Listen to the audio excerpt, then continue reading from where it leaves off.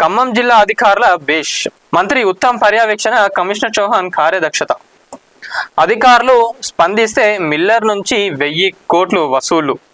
Miller నుంచి వసూలు చేస్తున్న ఖమ్మం జేసీకి ప్రశంసలు. జిల్లా అధికారులతో పాటు కమిషనర్ చౌహాన్ను రైతులు ప్రశంసిస్తున్నారు.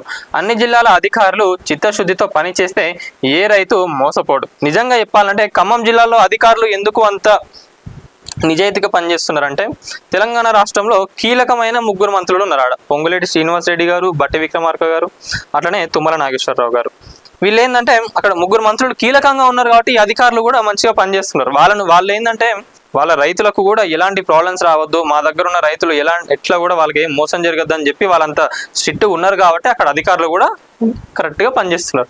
అక్కడ అధికారులు కరెక్ట్గా పనిచేస్తున్నారు. మరి వాళ్ళు ఇది పంపించి కూడా చాలా రోజులైంది, అయినా కూడా హన్మకొండ అధికారుల దగ్గర నుంచి వెళ్ళి అసలు చీమ ఇట్లా చిటికినట్టు కూడా లేదు అంటే అర్థం చేసుకోండి. మరి ఈ అధికారులందరినీ నడిపిస్తున్న ఆ జగత్ కిలాడి ఎవరు అని చెప్పి కూడా మనం వార్తలు రాయడం జరిగింది. ఇంతగానం అయినాక కూడా నాకు ఇంకా ఆర్డర్ రాలేదు, నాకు ఆ ముచ్చటే తెలియదు అని చెప్పి కూడా ఒక మిల్లర్ చెప్పడం జరుగుతున్నది. ఆ మిల్లర్ ఎవరంటే జగన్ అని చెప్పి కూడా మనం చెప్పడం జరిగింది. మరి దానిపైన కూడా నాకు ఆల్రెడీ నోటీస్లో ఉంది, నేను దాని గురించి మాట్లాడుతున్నానని చెప్పి కూడా కమిషనర్ గారు మనకు చెప్పడం జరిగింది. మరి ఇంతగానం నడుస్తున్నా కూడా దేశంలో ఎక్కడ లేనంత విధంగా మిల్లర్ల దగ్గర నుంచి వెళ్ళి మళ్ళీ వసూలు చేసి రైతులకు ఇస్తున్నాం అనేది అసలు నిజంగా ఏడ కూడా జరగలేదు. అంత సెన్సేషనల్ ఇష్యూ నడుస్తున్నప్పుడు కాంగ్రెస్ వాళ్ళు కూడా దాన్ని ప్రచారం చేసుకోవాలి కదా. వాళ్ళ సోషల్ మీడియాలో వాళ్ళు కూడా బ్యాక్ ప్లేస్లోనే ఉన్నారు.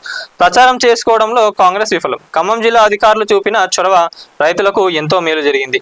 ఇదే రాష్ట్ర వ్యాప్తంగా అధికారులంతా ఏకతాటిపై వచ్చి మిల్లర దోపిడీ అడ్డుకట్ట వేస్తే రైతులకు ఎంతో మేలు జరుగుతుంది. గతంలో ఎప్పుడూ లేని విధంగా రైతులను మోసం చేసిన మిల్లర్ నుంచి రికవరీ వసూలు చేసిన సందర్భాలు లేవు.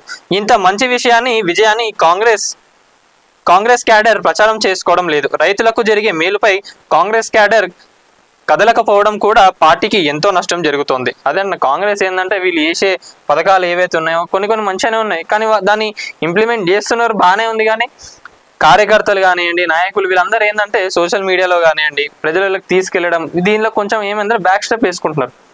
ఆపోజిషన్ పార్టీస్ అయితే సోషల్ మీడియాని అయితే విపరీతంగా వాడుతుంది. కాంగ్రెస్ వాళ్ళు ఎందుకో దాంట్లో కొంచెం వెనకాలనే ఉన్నారని చెప్పి చెప్పుకోవాలి. దాన్ని మీరు నిజంగా మంచిగా చూపించుకుంటే చాలా మేలు జరుగుతుంది. రైతుల దగ్గర నుంచి కూడా మంచి స్పందన వస్తుంది కదా ఆల్రెడీ.